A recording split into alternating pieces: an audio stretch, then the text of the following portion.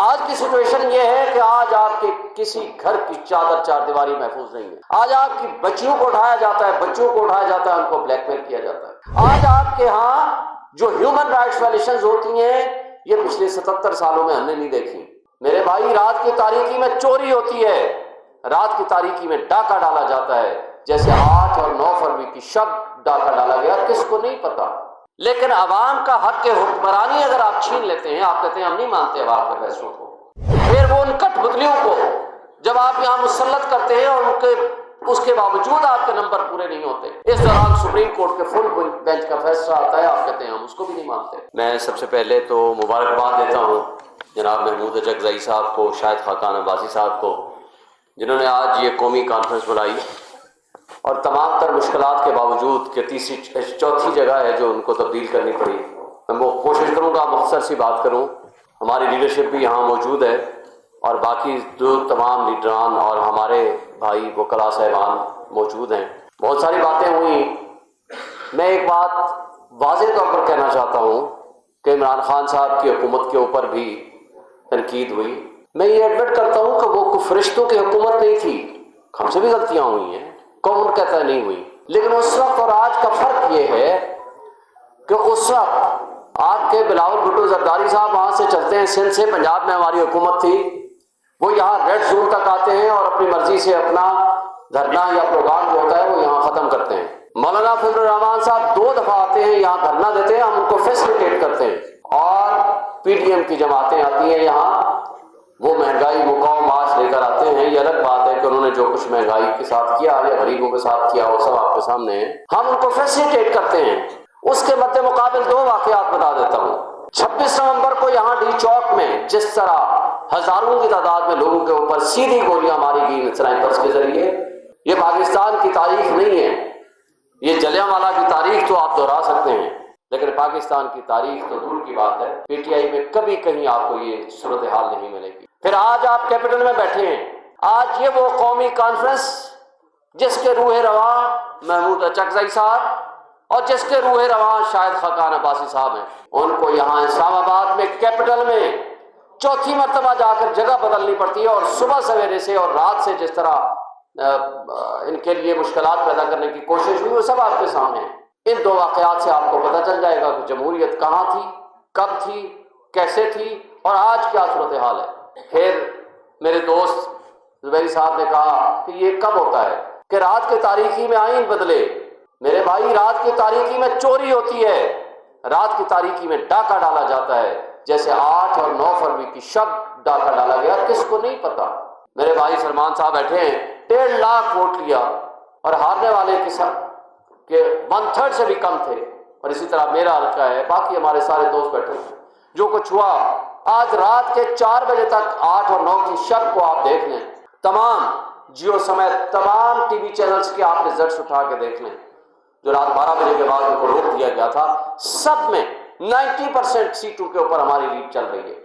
اور اس کے بعد رات کے 12 بجے کہیں جاتے ہیں وہ چیف الیکشن کمیشنر اور اس کے ساتھ جو کچھ ہوتا ہے اور واپس آتے ہیں اور جو کچھ رزلٹ تبدیل کرتے ہیں سب کی آنکھوں کے سامنے. دیکھیں بات یہ ہے کہ جب آپ نے آئین کو نہیں ماننا، جب آپ نے جمہوریت کو نہیں ماننا، جمہور کا مطلب ہے عوام کے فیصلوں کو تسلیم کرنا.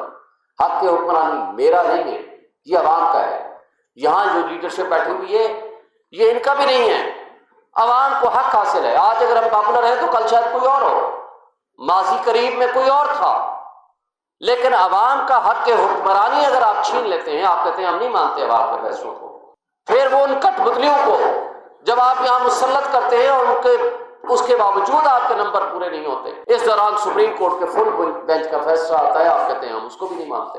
اس سے پہلے اسلام آباد ہائی کورٹ بار ایسوسیشن کی پٹیشن تھی، میرے وکیل تھے زبیری صاحب، 90 ڈیز کے الیکشن کا فیصلہ ہوا، آپ کہتے ہیں نہیں مانتے ہم. اگر آپ نے آئین کو بھی نہیں ماننا، اگر آپ نے جمہوریت کو بھی نہیں ماننا، اگر آپ نے قانون کو بھی نہیں ماننا، اور قانون کی صورتحال جو کچھ آپ کے سامنے ہے، میرے 2 اس کے بھی واقعات آپ کو بتا دیتا ہوں. 1983-84 میں جب ضیاء الحق کا ماشاء اللہ تھا، میں کوشش کروں گا مختصر سی بات کروں. جب ماشاء اللہ تھا اس وقت میں یونین کا اسٹوڈنٹس یونین کا سیکرٹری جنرل تھا اور ہماری یونین تھی جس کے اوپر پابندی لگی اور اس کے بعد شاید ایک آدھ دفعہ الیکشن ہوئے لیکن آج تک دوبارہ الیکشن نہیں ہوئے. اسٹوڈنٹس یونین کے الیکشن کا میں حامی ہوں وہ لیڈرشپ پیدا کرتی ہے۔ اس زمانے میں ہم ہر روز احتجاج کرتے تھے، ہر روز، میرے خیال ہے 6 مہینے تک ہم احتجاج کرتے تھے for restoration of our unions, لیکن ایک پرچہ نہیں ہوا، ہم 12 جیلوں میں نہیں گئے، ہم ہر روز احتجاج کرتے تھے۔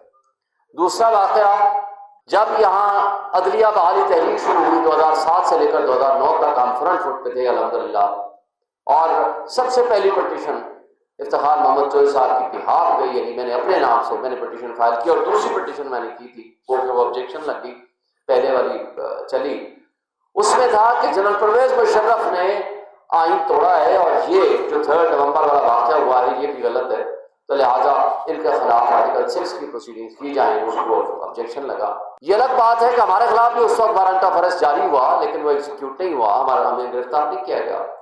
پچھلے سال الیکشن جیتنے کے بعد سے لے کر آج تک 20 دہشت گردی کے پرچے میرے خلاف ہیں، سلمان صاحب کے خلاف ہیں، ہم ابھی بیل بفور ارسٹ میں ہیں، اور اسی طرح ہمارے باقی لیڈرشپ کے خلاف ہیں۔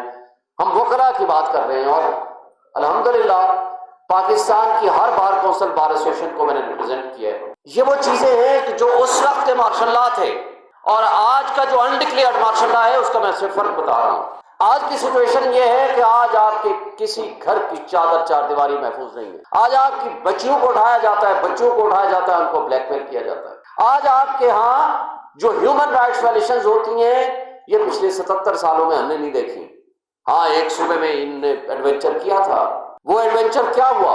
اس ایڈونچر کا نتیجہ یہ ہوا 1971 میں جس پارٹی کی 160 سے زائد سیٹیں تھیں، ان کو بین کیا، ان کو اٹھا لیا، ان کے اوپر تشدد کیا، ان کے اوپر حملہ آور ہو گئے، اور جس کی 80 سے پلس سیٹیں تھیں ان کو اقتدار دے دیا گیا۔ نتیجہ یہ ہوا آپ کا ملک 2 لخت ہو گیا۔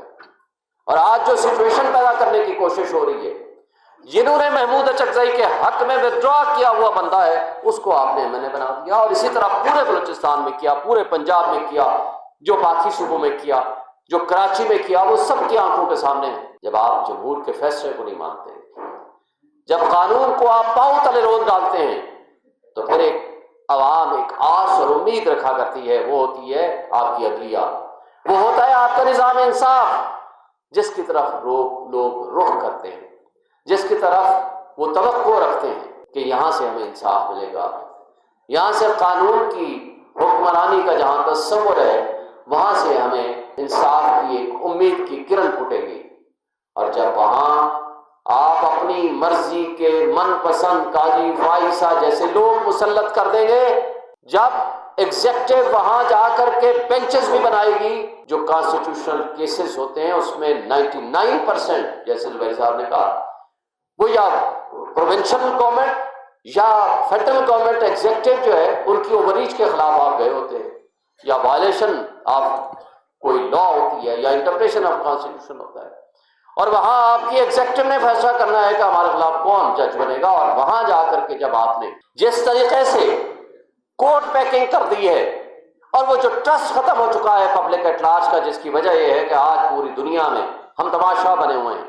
آج آپ نے ایک پارٹی کے نیریٹو کو مقابلہ جب نہیں کر سکتے، جب عوام کا مقابلہ نہیں کر سکتے، میں پارٹی کی بات بھی نہیں کرتا، تو پھر آپ کو فائر وال لگانا پڑتا ہے۔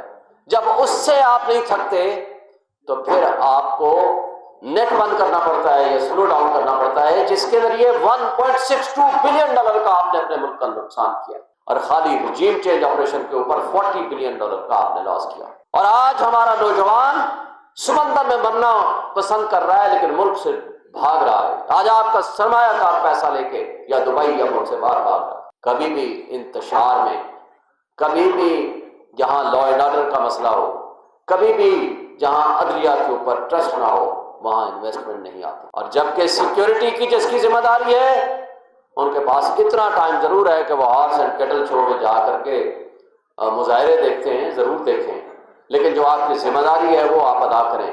اور کس کو نہیں پتا کہ آج سیاست میں جس طرح اسٹیبلشمنٹ ملوث ہو چکی ہے، اس سے پورے ادارے تباہ و برباد کر دیے ہیں، اور ان کی وجہ سے لوگوں کا مسٹرسٹ ہو چکا ہے تمام اداروں کے اوپر، اور جس کی وجہ سے یہ انتشار بڑھتا چلا جا رہا ہے۔ میں یہ سمجھتا ہوں کہ آج قومی ذمہ داری ہے، آج تمام لوگوں کی ذمہ داری ہے، اور ہمارے انسٹیٹیوشن فوج کی بھی ذمہ داری ہے کہ وہ اپنی اپنی بیرکس میں واپس چلے جائیں، اپنے بارڈرز پہ واپس چلے جائیں، سیاستدانوں کو سیاست کرنے دیں، اور اپنے ٹاؤٹس کو اس طریقے سے جو ٹیسٹ ٹیوب بیبی کے ذریعے آپ سیاستدان پیدا کر رہے ہیں وہ پیدا کرنا چھوڑ دیں، عوام کے فیصلوں کو تسلیم کریں، یہ ملک ایک دم ترقی کرے گا۔ بہت شکریہ۔